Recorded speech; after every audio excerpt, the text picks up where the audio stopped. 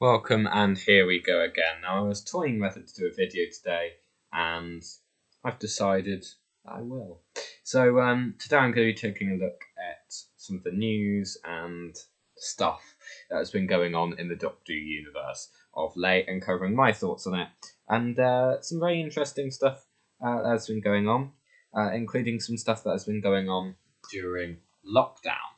Now, first of all, it's going to be quite a quick video today. First of all, we've got the watchalongs. We've had, so in order, we've had Day of the Doctor, which we had, I think we had Ingrid Oliver and Stephen Moffat in that one. And then Rose was Russell T Davies, and we had The Doctor's Wife with Neil Gaiman, and Stolen Earth Jenny Zen, which was the biggest one with David Tennant and Freem Rajaman and Catherine Tate and John Barrowman and people like that. And there's been a lot of watch-alongs. Lately, we've had yesterday we had the Zygon two-parter, where there was a special episode in which two Osgoods made their return. And we've also had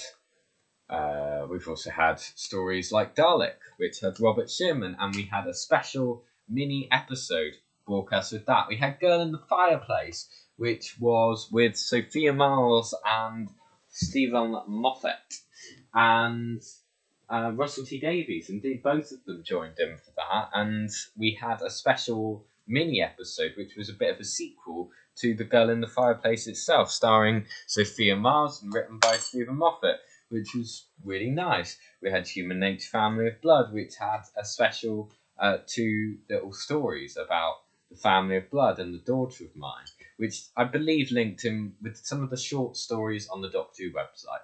Talking about that, there's been short stories on the Doctor Who website during the lockdown, which we've had, and they've been put on, and, you know, we've seen them all. They've been on there. Chris Chibnall has joined in writing one. Pete McTighe, I believe Joey Wilkinson did one. Russell T Davies, Stephen Moffat, Paul Cornell, and there were probably some other writers, but those were the writers who produced some stories for that. They're very short stories, but they're available on the official Doctor Who website.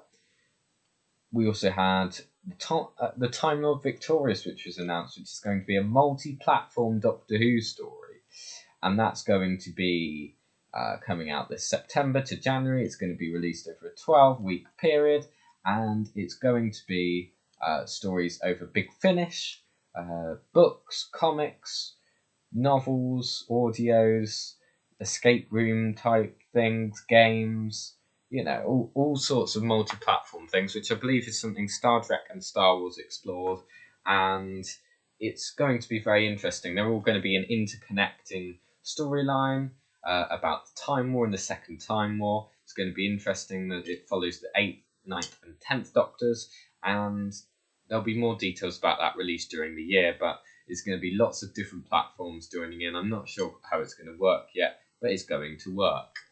Andrew Cartmel has commented on The Timeless Child, and he stated that he doesn't like it.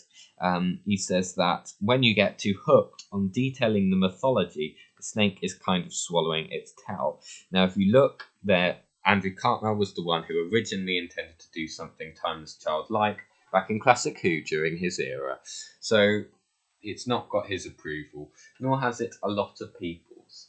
Series 13 has been pushed back filming-wise, but Revolution of the Daleks will still go ahead on the day that it was intended to.